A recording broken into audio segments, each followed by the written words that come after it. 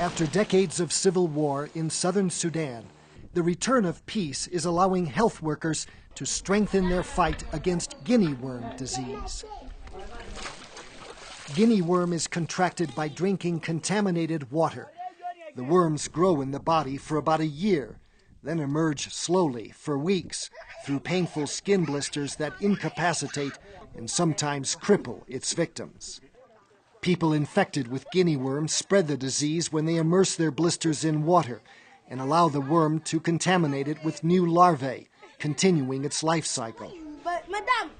But guinea worm has now retreated to only a few African countries, the result of a 22-year eradication campaign led by former U.S. President Jimmy Carter and the Carter Center, based in Atlanta.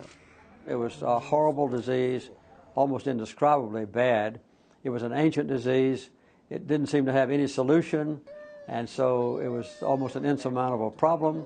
That's why we decided to try to solve it. It afflicted millions 2 decades ago, but last year fewer than 2,000 cases were reported, most of them in Sudan. Sudan is the last big bastion of guinea worm disease in the world, and therefore is the most important repository of guinea worm disease anywhere. In Southern Sudan, health workers from the Carter Center are working with government authorities to attack guinea worm where it thrives, in poor villages that rely on contaminated water. The strategy includes public education to prevent contamination, supplying millions of water filters, applying safe chemical treatment to water sources, and providing safe water from underground wells. People in these villages say they once believed guinea worm was caused by witchcraft or by eating spoiled meat. But now they understand the origin of the parasite that has tormented them for thousands of years.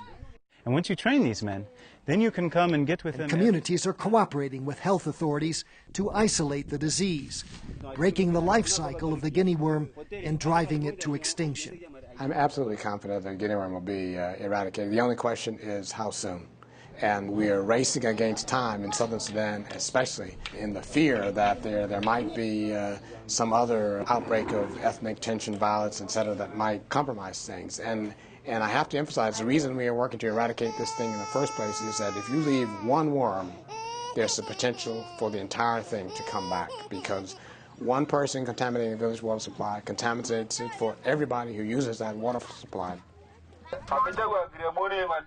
So nothing less than complete eradication is the goal of the Carter Center and a coalition of governments, international agencies, and private donors.